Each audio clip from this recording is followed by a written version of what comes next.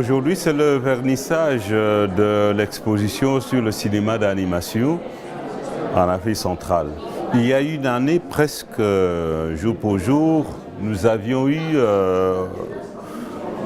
l'idée dans le cadre de notre partenariat, le studio Malembema et Afrique Film Festival avec Guido Ismès, d'avoir une exposition, une visibilité sur le travail que nous faisons au Congo. Et on s'est retrouvé ici avec les autorités pour pouvoir décider de cette exposition. Voilà, aujourd'hui c'est devenu une réalité. Cette exposition a comme base deux techniques.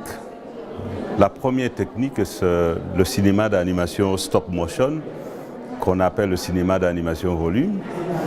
Et la deuxième technique, c'est le cinéma d'animation 2D, le dessin animé.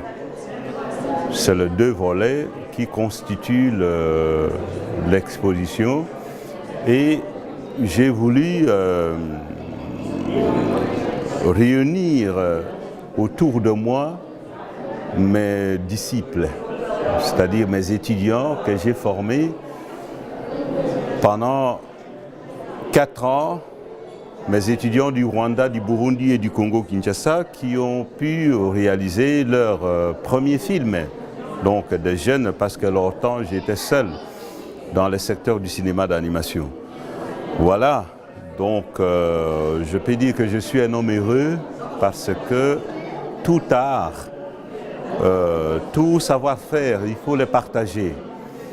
Il faut le partager, il faut que la culture parle d'elle-même et que nous soyons de vecteurs qui permettent d'échanger, de multiplier nos cultures à travers le monde, plutôt que le silence, l'absence, qui doit être interprété comme un signe de maladresse, un signe d'absence. Et l'absence n'est pas bien dans tous les forums et dans toutes les manifestations culturelles.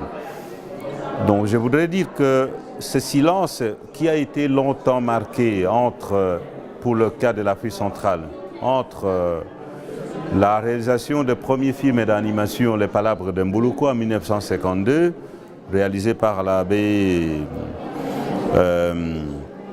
le père Alexandre Van den Heuvel et Roger Jamar, qui était à l'époque auxiliaire laïque et devenu plus tard abbé, prêtre. Il y a eu presque 40 ans d'absence et nous ne pouvons plus nous permettre d'attendre presque 40 ans pour avoir le premier film africain. Et je disais que je suis un homme heureux parce que j'ai formé de jeunes. Aussi, il a fallu attendre presque la moitié de cette même période de 40 ans, presque 20 ans pour avoir de jeunes réalisateurs dans le secteur du cinéma d'animation en Afrique centrale et en Afrique tout court, parce qu'ils ne sont pas nombreux. Et voilà. J'espère que dans les années à venir, ces jeunes vont combler non pas seulement les vides, mais se permettre de nouvelles technologies, du savoir-faire actuel que les nouvelles technologies offrent et donnent pour pouvoir faire des images animées qui viennent du Sud. Parce qu'il y a un vide, il y a une absence. Et ces images animées, nous devons les partager avec le reste du monde, pour que nous ne soyons pas toujours des consommateurs passifs, mais des consommateurs actifs. Et je loue l'initiative du Festival de cinéma africain de Leuven, Afrique Film Festival, qui a été notre partenaire dans le cadre de la formation des jeunes auteurs à Kinshasa pendant 2 éditions. Et voilà, le résultat est là. Un livre sur le cinéma d'animation africain qui porte un regard sur les jeunes auteurs. Ensuite, de donner l'opportunité pour la visibilité des œuvres qui ont été réalisées au cours de cette formation. Le travail de cinéma d'animation, la patience, on ne peut pas y échapper. Que ce soit en numérique aujourd'hui ou image par image avec des outils numériques, on ne peut pas y échapper. C'est le principe qui est le même et c'est la technique qui change, mais les outils sont les mêmes. Les outils changent, mais la technique est la même. Donc il faut beaucoup de patience et beaucoup de maturité, beaucoup de discernement pour faire de l'image par image.